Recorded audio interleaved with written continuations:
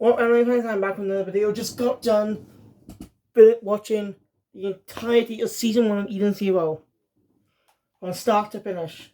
Well, not today, but I've been watching it since the other day.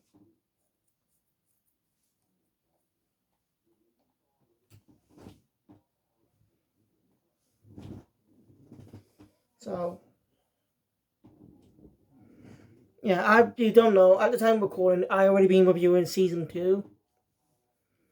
Yeah, I've been viewing up to 6 episodes so far, with episode 7 premiering this weekend. And after finish watching season 1 and seeing the season 2 promo, it's obviously going to be adapting the Eden's 1 arc, which comes after the Battle of Dragon Joe storyline. So mostly focused in the second core of season 2. If they're going for the same amount of episodes. So we'll see how that goes for the next few episodes. Anyway, so if you're watching this, even after I see review on season 2, if you, well, obviously, you can be, I'm not going to mention anything about season 2, because, well, I don't want this to be a review. I don't want you to have to watch season 2 videos first. I mentioned stuff in there, but still. So, this is my first time reviewing the entire season. If you know about past myself, first watched Eden Zero Parts 1 and 2, I was reviewing the arcs time. But now with anime, it is seasons, I do the seasons. And I think I do know something. Since the Fairy Tail, first half of some of the early episodes of Fairy Tail did not have JC stuff on it. So yeah, that might be wrong. But now I think back. Sorry, I had to pause. And oh yes. So I know exactly when looking back on Eden Fairy Tail, you notice the quality is slightly different to Eden Zero. And even compared to the later episodes of Fairy Tail, so I actually do believe it's done by a different studio. So I do apologize for ever mixing up. I may do a review on Fairy Tail's arcs and Raid Master's arcs. So, yeah, I know again, but it's best I do that. For a lot of reasons, but I want to do that for a lot of reasons. I want to be more consistent with my reviews this time. I don't want to be taking months apart again. So let's get into. Anyway, season 1. I decided I'm not going to mention anything about season 2. But Carol does hint at some things at season 2. When looking back, I could definitely see. Right, I watched it subbed. I like the subcast more than the dubbcast, in my opinion. No. The manga's coming on its final arc. What's that other way? So it's gonna be. So the anime. So yeah.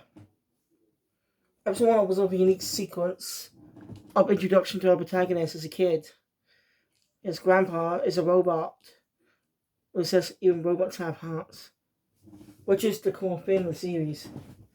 The series references Fairy Tail quite a lot, by the way. Actually, cameo by 2 certain people in 2 episodes.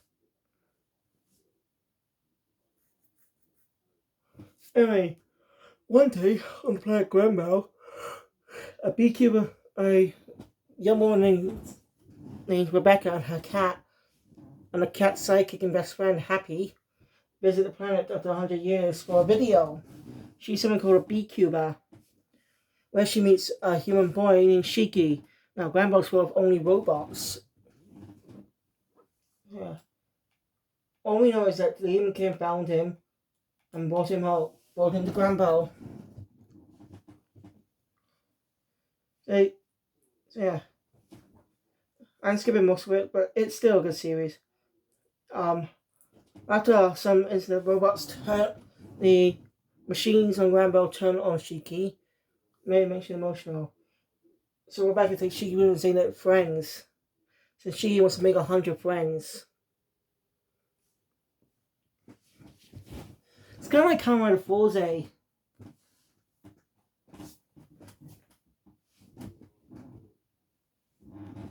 Well, Henshin. Yeah, I've not seen that season, okay?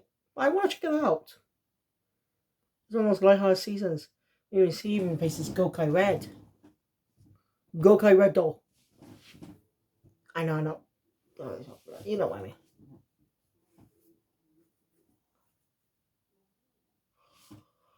So, yeah. Um, it's an emotional episode. I'm not going to dive too deeply into it. You could just watch the series yourself, okay? I just want to keep this simple as process. But it's still a great first episode. Setting the standards for the series.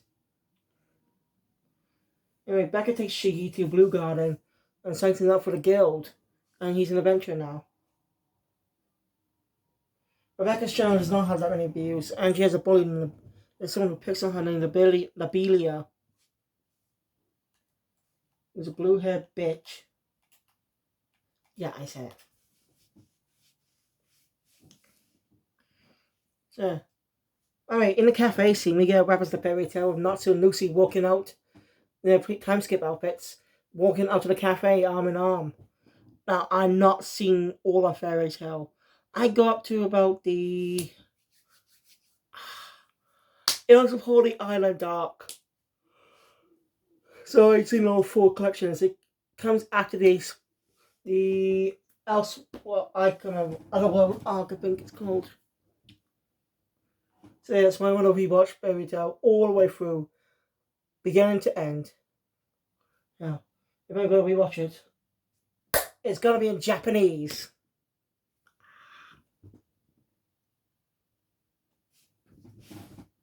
Yeah, why not? I'm going to rewatch it in Japanese.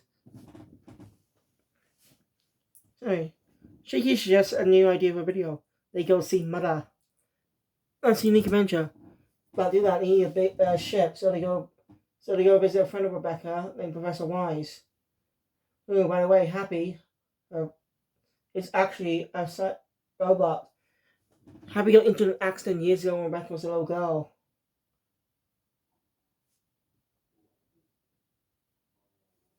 That's well.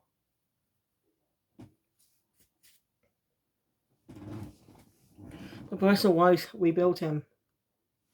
So they go visit Norma, not knowing that a woman, Elsie Crimson, who's a space pirate, is looking for them. When she mentions like Norma is a dead planet. As they arrive in the city, and enter the city, looks different. It's weird, but they go visit Professor Wise, but he's not there. I don't know what I'm mucking about. They meet a young man who claims he's Professor Wise and doesn't know them at all. Nani? Get the in there.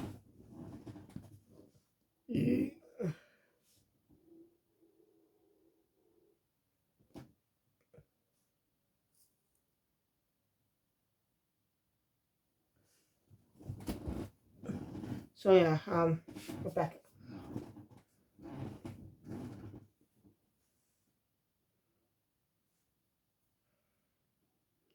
Then they come across Jan belongs to a woman named Sebia. And after escaping, Rebecca realizes that they're 50 years in the past thanks to a TV broadcast of the girl she was out of just being formed. And that in the meantime, it's 50 years old. So it's 50th anniversary. I just like how it's foreshadowed pretty early on.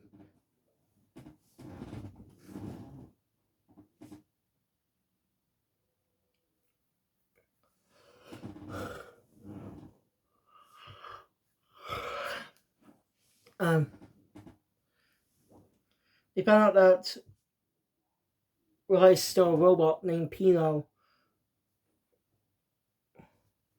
That they found out she was actually from their time. but they don't know who a master is because CBA forced to erase no memories. There's a lot of robot torture, but they make us feel for these characters, which I like, and it might help die down the adventure robot apocalypse.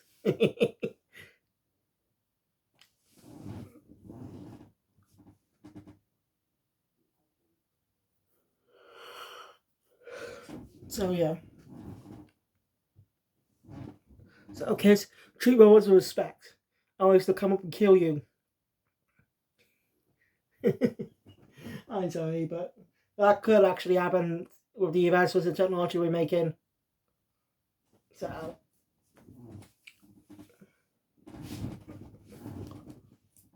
yeah. Well, how about why she managed to take down CBR? But I mentioned she has something called ether gear. Many people have them. It's unique power. Uses the ether flow in your body. I'll be best explained in episode 1. There are different types. Shiki has gravity. And Happy can turn into blasters with ether bullets. I should have mentioned that. How about why she managed to start CBR? But Anne managed to escape off Norma. Wise is with them. And feel that Norma is actually being reverted to 50 years in the past. But outside of Norma, everything's normal. Because it was attacked by a chronophage. It took 50 years of it. You see time eaters. And one is actually old man Wise. Yep, Wise is able to use ether gear. Technological one. They can create anything out of technology. They manipulate anything that's technical. That's technical, which is cool. After school, they come across, they end up running the mark with Elsie Crimson. So she decides to take her ship instead. Like in the Thunder Challenge, she tells them where she is. Come on. Some weird slaming is, but she ends up basically up against Elsie, who has tentacles and a skull face for some reason. Well, the big bell, Shiki defeats her. Even though that's not the real one. Just a type of parasite. She knows that shit that was supposed to be given to Shiki anyway. It's on Ziggy, the demon king. Someone she owed. Yeah, she makes her leave.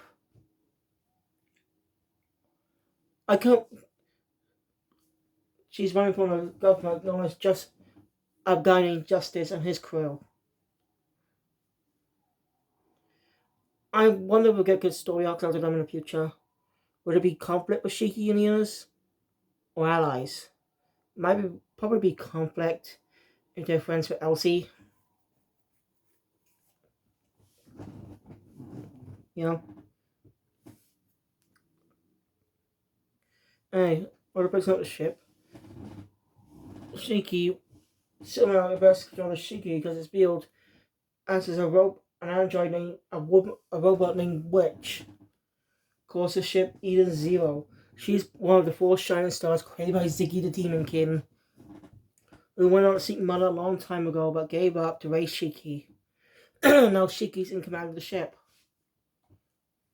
And to break through the Sakura Cosmos, they need all the 4 shining stars. He's in a quest. So yeah, now we'll head back to Blue Garden where Rebecca meets with the Guildmaster, Noah. While Shiki's waiting, he ends up rescuing Abelia from a ninja like cyborg named Jin. Uses wind ether gear. Their first match ends in a bit of a tie. He says he wants to challenge him again. He'll be on Gilst.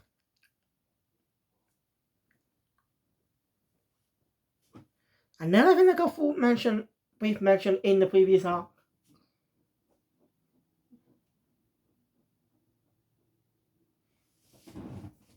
It turns to 0. So, Shiki gets back. She and Pino's also part of the team. It's revealed that she is actually a creation of Ziggy as well. Ziggy died years ago. Yeah. Anyway, Shiki and Pino get back. Happy torn up a bit. You know, Rebecca's been captured. She's been taking the girls and other beekeepers.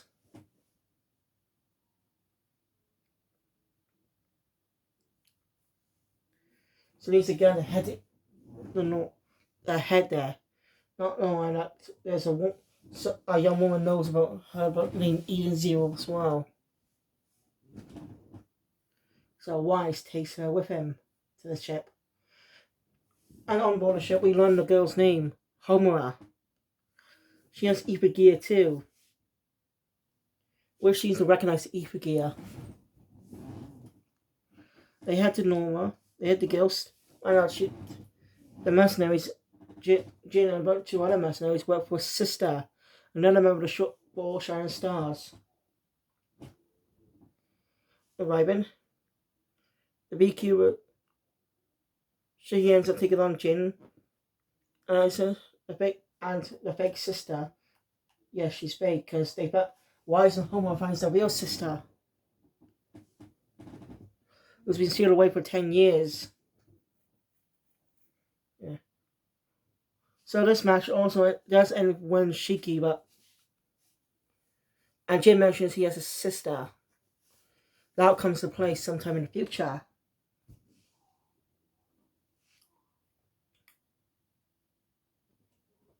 So now you have 2 Shining Stars on board. They need to find the others.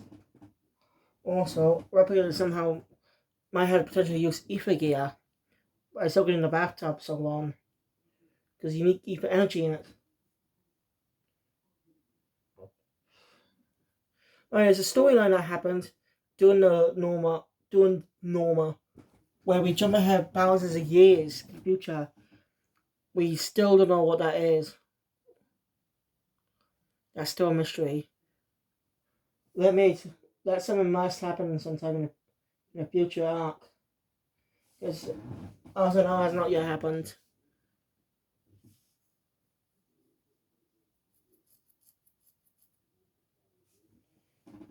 Oh yeah. You can see.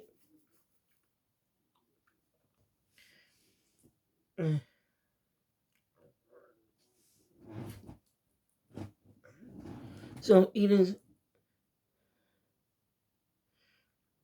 So that discover another member of the 4 Shining Stars, Hermit, on a statue in space. They take her body in, but she's not. Her mind's literally elsewhere in Digitalis. So Shiki and Years go off to help her. Also, it's revealed that Valkyrie is none of the 4 Shining Stars. Is actually Homer's teacher, because Homer's able to use ether gear that's from swords. Send the Digitalis and stuff, or use that in avatars. Look for her. Homer's been acting a lot suspicious. So. And they end up facing off against a cheater named Jamalov. And since Homer betrays them, and Homer has some type of hatred for humans. The Homer betrayal film, I like. And to be old, that's not actually Homer. The real Homer shows up. I think that's clever subversion because we barely knew the character at this point. We barely knew the character, so that was a clever double twist.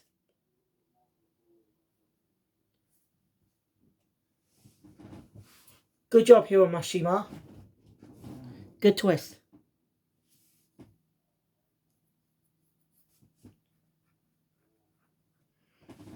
Alright, they take down Jamalov, but he's already hacked into the ship. And it's real what happened to Hermit.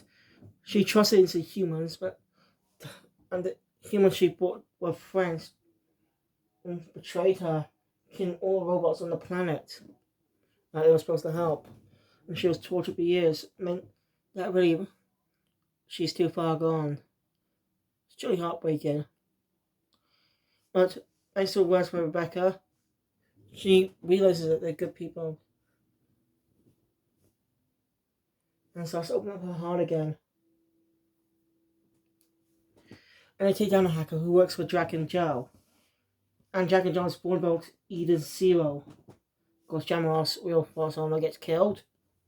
Right, Jack and Jill? He says it smells like money.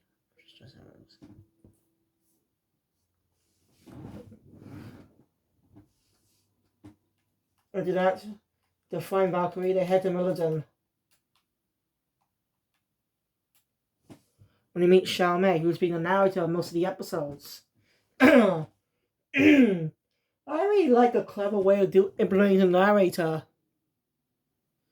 Just having her be the narrator, but since she sees into the future, you can see possible futures, but she's always seen the story play out. She basically recapping the events of the past will talk to the audience at that point. So yeah, she sets up a special ball match. We can have space 4 people, and that way she'll reveal information about where Valkyrie's location is.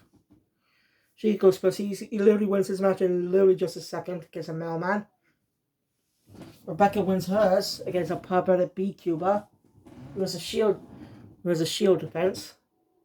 Weiss literally wins his against a rabbit alien that has speed. And Homer himself basically against a replica of Valkyrie, which she eventually overcomes. So Charmaine reveals where Valkyrie is on Sunjul, so the crew's next destination. On the way, they meet a man named Captain Connor. His ship seriously got destroyed. He's a mystery. You're somehow able to get to Sunjul in less than an hour instead of 3 days. Like navigating through the entire asteroid field. It's mystery, but when he's alone, he reveals something. It's captain of a ship called Eden's One. That's going to be adapted in season 2, since it's shown in the teaser. We see Shiggy with a ship behind him. Looks like Eden Zero, or could be Eden's One. I don't know what it looks like. So I know they're adapting that for season 2. Most likely be the second batch of episodes. If they go for 25 episodes, if they go for the same amount of episodes as season 1, 25.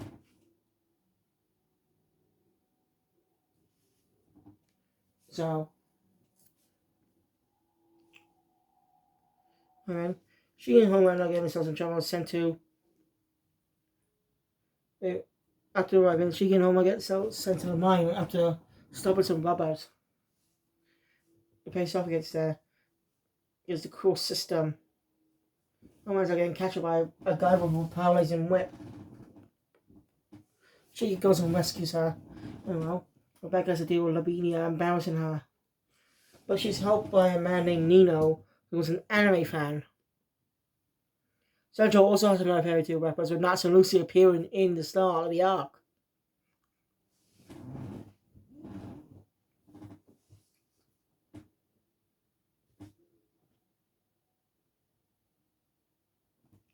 So,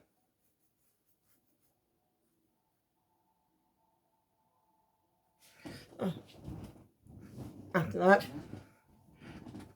they a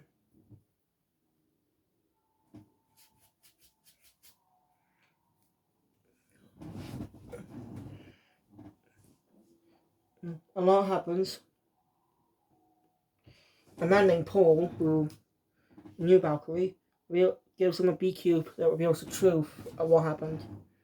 Why Valkyrie left home 10 years ago. Or 15 years, actually, I meant.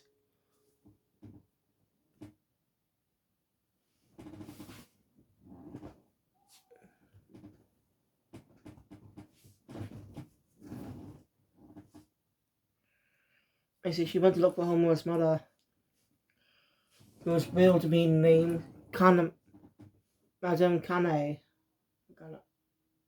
Kurane, yeah. Who's actually the person in charge of Sunjul. The tyrant of a wit. That tyrant is behind it. Yeah. I know. Valkyrie went to release her from all her debts. 2 years later, she balanced all her rules and ended up facing against monsters till the day she died.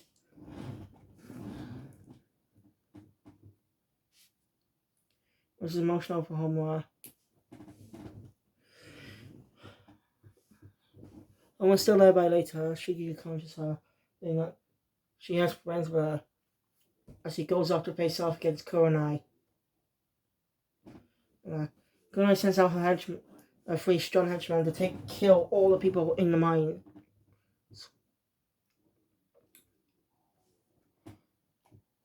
Rebecca and Wise and Homer end up facing against their threats too. Wise shows up with especially Eva get armor and beats his fight. Rebecca's fight is against Nino. There's a lot of reasons behind that. Where she unlocks her ether gear, which she calls Leap. Some increases her speed.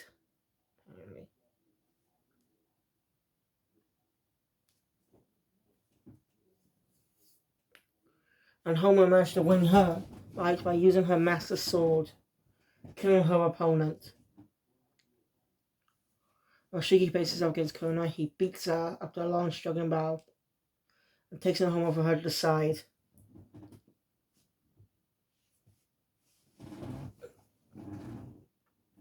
Homer says to her go, but Sansa never come near her again. Kurenai is so thinks she's naive. No, someone got mentioned during the Digitalis story. The person impersonating Homer was actually a government agent after Jack and Joe, who has the power to impersonate anyone, even their memories and stuff. There's a lot of fun gags, her accidentally keeping on Homer's habit of, she has a habit of speaking her mind. It's a fun gag.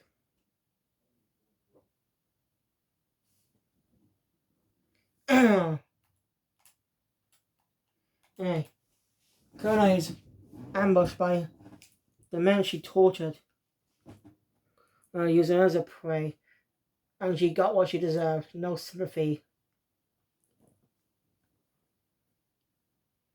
So they get the bad news to Witch and the others. So this is the most emotional threat. She and Witch have a nice moment together and crying. No.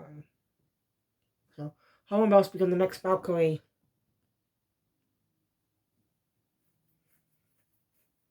So they can brave for the Sakura Castles. But Shaman calls in the season up, saying there's big stuff in store for them. They got the fight against Jack and Joe and the mysterious Evans 1. All coming up in season 2. What she mentions there are all things that are going to be set up for season 2. And once that ends, we get a teaser for season 2, as I mentioned, attacking those 2 arcs. But anyway, thank you guys for watching. Enjoy my content. Please don't forget to see my subscribe channel. Hit the notification bell to get all videos content in the future. And make sure to check out my videos on season 2 after this if you want to, because I want you to watch this first, so I can brief you. I gave you a brief summary of season 2, season 1. I left out some details, but you should experience the series yourself. You can watch season 1 on Netflix, subbed and dubbed. Well, the second season I think is on Crunchyroll in some countries, because some clips of season 2 is on the official Crunchyroll YouTube channel. She's not available here. And this one's I don't even watch pretty good stuff then if they don't even Crunchyroll in America. So thank you. I'll see you guys next time for another video. Crazy Diamond out. Kill Phoenix out.